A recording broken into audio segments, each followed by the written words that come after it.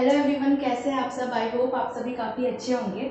आज का जो हमारा टॉपिक है वो है Laue's method of X ray diffraction. 1912 के अंदर लाउस ने ये कहा था कि जब हम लोग कभी भी किसी क्रिस्टल स्ट्रक्चर पर एक्सरे को इंसिडेंट करवाते हैं तो वो एक्सरे क्या होती है, डाइफ्रैक्ट हो जाती है। और इसी को क्या किया, वैलिडेट किया निपिंग ने। और निपिंग ने जिंक सल्फाइड के क्रिस्टल पर ये डेमोन्स्ट्रेशन किया था, एक्सपेरिमेंट किया था और ये कहा था सिंस एक्सरे की जो वेवलेंथ है lambda of X ray is in the range of angstrom and interplanar spacing of any crystal is also in the range of angstrom, so the x-ray can diffract or the crystal can diffract the x-ray।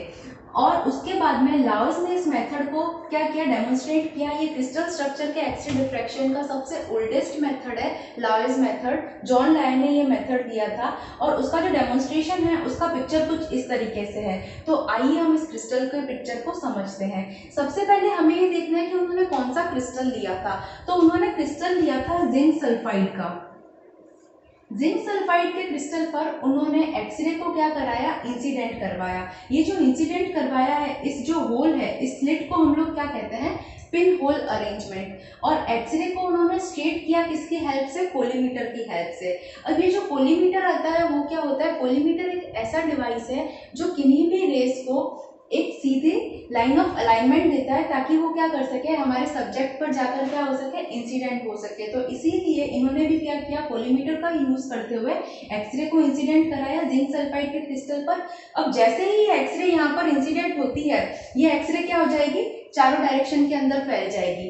अब ये जब चारों direction के अंदर फैलेगी, इधर इधर ऊपर नीचे हर तरफ, तो हमें पता कैसे चलेगा कि एक्सरे का डिफ्रैक्शन कितना हुआ है। और हमारा एम क्या है एक्सरे के डिफ्रैक्शन को देखते हुए, कि जब जिस तरीके से वो एक्सरे को डिफ्रैक्ट करेगी उसका कुछ ना कुछ पैटर्न बनेगा जिसको हम क्या करेंगे, फिल्म पे ले लेंगे। और उस फिल्म के पैटर्न को ही स्टडी करके हम क्रिस्टल स्ट्रक्चर के बारे में जानकारी निकालेंगे कि हमारा क्रिस्टल का ओरिएंटेशन कैसा है, उसकी सिमेट्रिसिटी कैसी है, उसमें इंटरप्लेनर स्पेसिंग कैसी है, क्रिस्टल स्ट्रक्चर कैसा है, उसकी यूनिट सेल्स कैसी है। ये सारी प्रॉपर्टीज को ध्यान में रखने के लिए, ये सारी प्रॉपर्टीज को स्टडी करने के लिए हम क्या करते हैं, इस तरीके से मेथड यूज करते हैं एक्सरे डाइफ्रैक्शन के।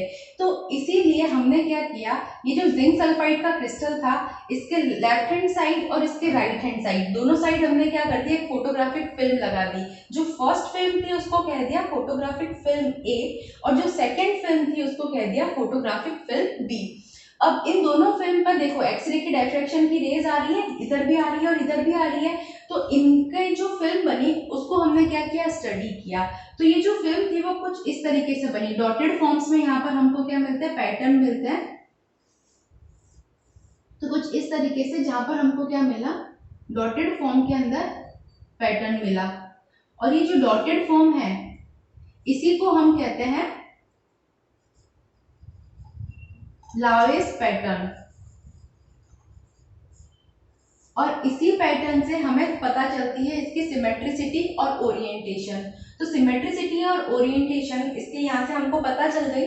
तो इस तरीके से जो हमारा लावेस मेथड है उसका ये पूरा अरेंजमेंट रहता है। और एक इंपॉर्टेंट टर्म आती है, जो क्रिस्टल है, इस क्रिस्टल का साइज कई बार पूछा जाता है। तो डायमेंशन ऑफ क्रिस्टल कितनी रहती है, 1 mm into 1 mm into 1 mm, या फिर 1 मीटर क्यूब का क्या लेते हैं हम लोग, 1 mm क्यूब का क्या लेते हैं, यहाँ पर क्रिस्टल लेते हैं। अब इस मेथड के अपने कुछ एडवांटेजेस है और अपने कुछ डिसएडवांटेजेस है। इसका एडवांटेज तो क्या है, फर्स्ट एडवांटेज इसका ये रहता है कि ये क्रिस्टल की सिमेट्रिसिटी को बताता है। जैसे कि ये जो यहाँ पर हमको क्या मिला है, लावेस पैटर्न मिला है, अगर ये 4 फोल्ड सिमेट्रिक हो, 4 फोल्ड की सिमेट्रिसिटी शो करेगा, तो ये जो क्रिस्टल है वो भी क्या करेगा, 4 फोल्ड की सिमेट्रिसिटी शो करेगा। तो फर्स्ट एडवांटेज तो ये हो गया कि ये क्रिस्टल की सिमेट्रिसिटी और ओरिएंटेशन के बारे में बता देता है। और सेकेंड एडवांटेज इसका ये रहता है, ये यूनिट सेल के बारे में बताता है।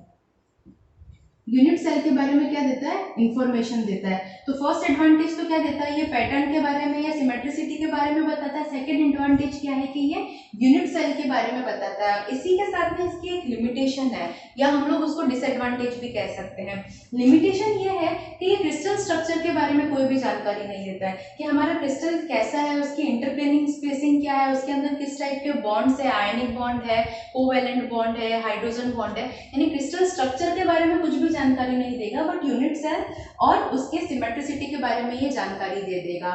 तो यहाँ पर ये हमारा जो लावेज मेथड ऑफ एक्सरे डिफ्रैक्शन है ये अपना कंप्लीट हो जाता है। इसके बाद में इसी मेथड से हम जो ब्रैग्स इक्वेशन है हमारी, ब्रैग्स इक्वेशन क्या कहती है, 2d sin theta is equal to n lambda. इसको इसी मेथड से क्या करने वाले हैं हम लोग, प्रूव करने वाले हैं लाउस मेथड से। तो यहाँ तक जो हमारा लाउस मेथड था उसका जो पूरा अरेंजमेंट था, उसकी वर्किंग थी, वो कंप्लीट हो गई है। और इसको लिखना कैसे है, जस्ट जो हमने यहाँ पर देखा है उसी को हमको क्या करना है, रिटर्न फॉर्म के अंदर लिख लेना है कि कोलीमीटर की हेल्प से हमने एक्सरेज जिसकी जो वेवलेंथ थी वो थी 0.222 एंगस्ट्रॉम, उसको एक जिंक सल्फाइड के क्रिस्टल पर इंसिडेंट करवाया जिसकी डायमेंशन है 1 mm into 1 mm into 1 mm। और जब यहाँ पर ये इंसिडेंट हुई एक्सरे, तो ये एक्सरेज क्या हो गई, चारों डायरेक्शन के अंदर डिफ्रैक्ट हो गई। और सिंस ये चारों डायरेक्शन के अंदर डिफ्रैक्ट हुई तो हमने फोटोग्राफिक फिल्म के अरेंजमेंट से इनके पैटर्न्स को क्या कर लिया, कैप्चर कर लिया। इनके पैटर्न जो मिले वहां से हमको सिमेट्रिसिटी के बारे में जानकारी मिलती है, डॉटेड फॉर्म में हमको पैटर्न्स मिलता है, इन पैटर्न को लावेज पैटर्न कहते हैं। इस मेथड के हमारे पास में दो एडवांटेजेस है। First advantage is it gives the information about the unit cell, second advantage is it gives the information about orientation and symmetricity of any crystal structure. And there is one disadvantage of this method that it does not give any information of crystal structure. So thank you so much for this class. मिलते हैं next video lecture में।